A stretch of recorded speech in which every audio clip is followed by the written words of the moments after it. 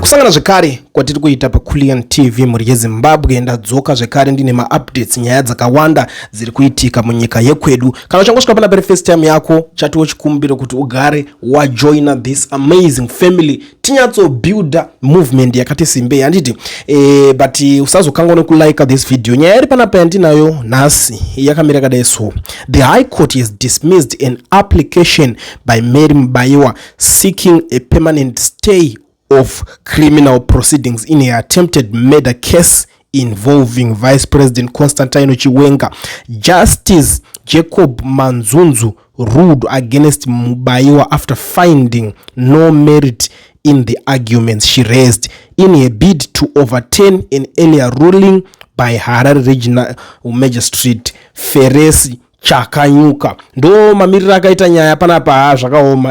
Akumanaka nyaya dzana marriage guys.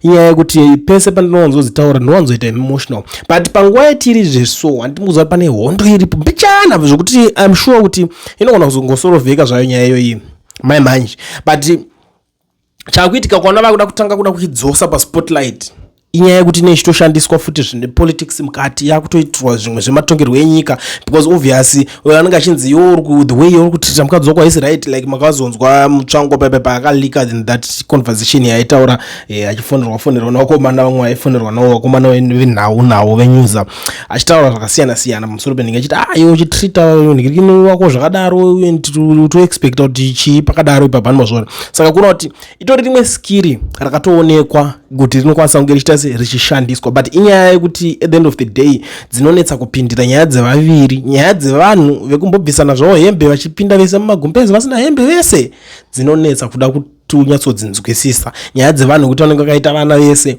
inyaya dzinotemesa musoro kutaura chokwadi chako. But handingaita sei, hatingarambe tichingotaura nyaya imwe chete toramba tichingoti but zvozodai but chichi tongopfurawo nepo totoonesana kuti hama dzadiwa ndo mamirira akaita nyaya dzacho zvadzinenge dziripo. But for now ndine something chandoda kuti munge makateerera panapa tichingoenda tichinzwisisana kuti zvii zviri kutaurikawo munyika yekwedu. Kune vanhu vachazoona that flyer richange richibudikira on the screen. Kune vanhu vese zvavo kana uchida kuregisterwa company zvako muno muSouth Africa ubva uvhurwa FNB business account but hauna work permit, ndo purpose yeflyer rori kuti mubate namba dzirapo dzomotaura namukoma Owen, ndo vanoita izvozvo. Patai mashoko ndio kutaurira nhasi. Mageneral aya munoverenga 20 chakuti akaurawana Mnangagwa aya.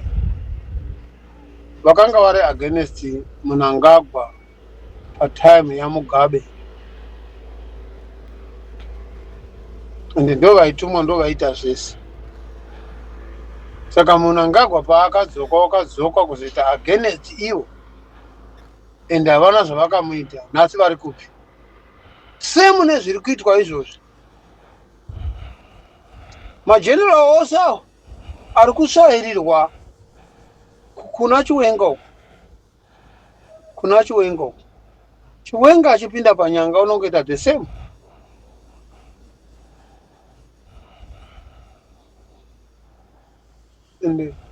So that system iyoyo havatoiregi vakomana, team iri haritoiregi.